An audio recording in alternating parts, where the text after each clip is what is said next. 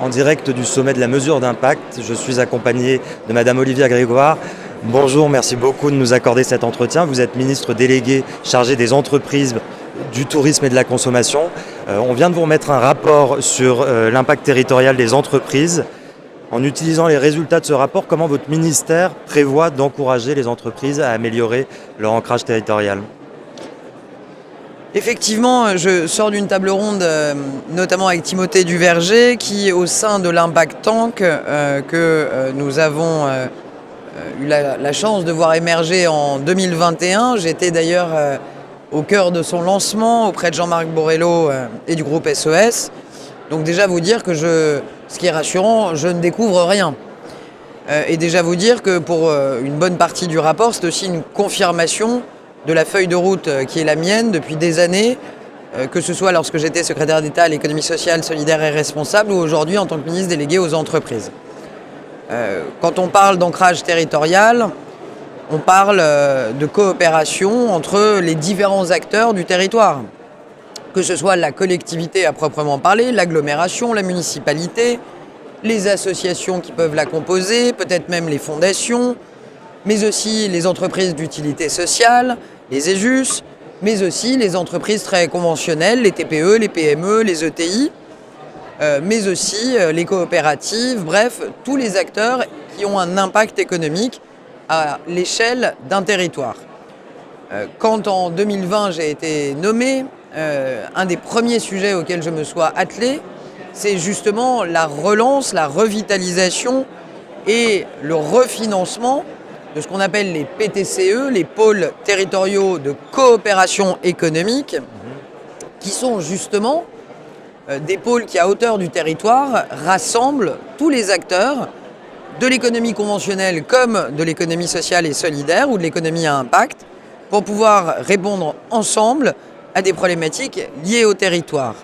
Donc dans le rapport, par exemple, il y a tout un pilier au service du dynamisme et du renforcement des PTCE, chose que nous avons déjà enclenchée puisque je rappelle que j'ai pérennisé le financement des pôles territoriaux de coopération économique, que ce soit pour faire émerger de nouveaux PTCE avec un budget d'1,5 million annuel pour faire émerger au moins une quinzaine de PTCE par an, ou que ce soit pour aider ceux qui existent déjà à devenir plus grands et plus forts avec un financement de 2,5 millions d'euros annuels. Donc ça conforte plutôt au sein du rapport l'intuition qu'on a eue en 2020 de relancer, refinancer ces pôles pour qu'ils puissent dynamiser le territoire.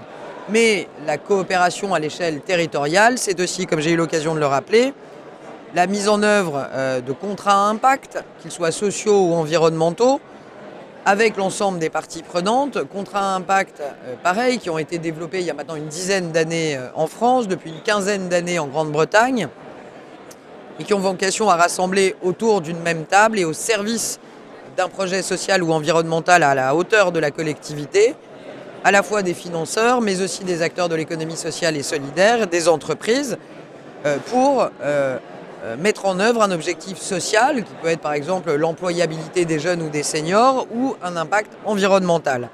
J'avais commis en 2021, j'avais demandé alors à un député brillant qui est devenu ministre depuis, Thomas Cazenave, de réfléchir à la massification, l'amplification des contrats à impact.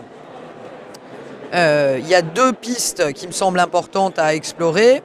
Comment massifier au niveau national peut-être en amplifiant les financements de ces contrats à impact, donc sur le volet national, mais comment aussi au niveau peut-être plus territorial encore, permettre des contrats à impact très territoriaux avec des municipalités, avec des collectivités locales qui pourraient être financeurs avec des tickets, donc des financements plus réduits, mais à hauteur du territoire. C'est aussi dans les recommandations au sein du rapport. Quant à l'expérimentation locale, j'en suis intimement convaincu et depuis longtemps, il y a dans ce rapport un certain nombre de pistes que nous allons explorer dans les semaines et mois qui viennent. Justement, ce lien entre les acteurs de l'économie sociale et solidaire et les acteurs de l'économie conventionnelle, il existe. Comment le renforcer ? Un des points que j'ai trouvé particulièrement intéressant, ça a été porté par une des partie prenante qui était Sodexo lors de l'échange que nous avons eu, c'est que déjà il faut continuer ce qu'on appelle joliment l'acculturation. Pour pouvoir coopérer, c'est ma raison d'être depuis 4 ans au sein du gouvernement, pour pouvoir bâtir des passerelles, comme je le dis, entre des acteurs de l'économie sociale et les acteurs de l'économie conventionnelle.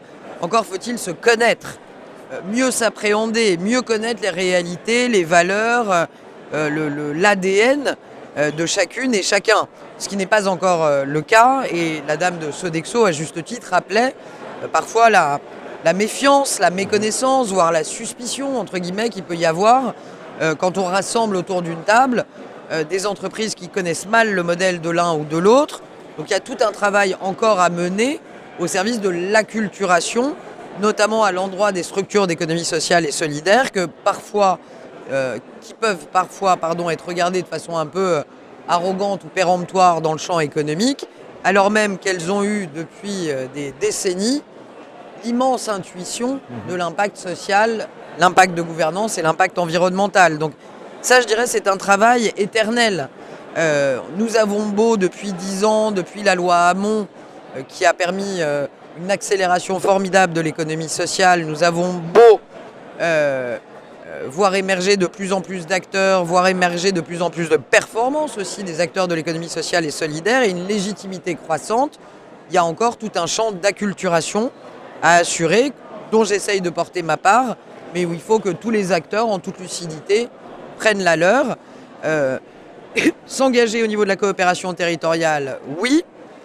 Le faire avec des acteurs de nature différente, oui. Mais encore faut-il se connaître et avoir un objectif commun, partagé.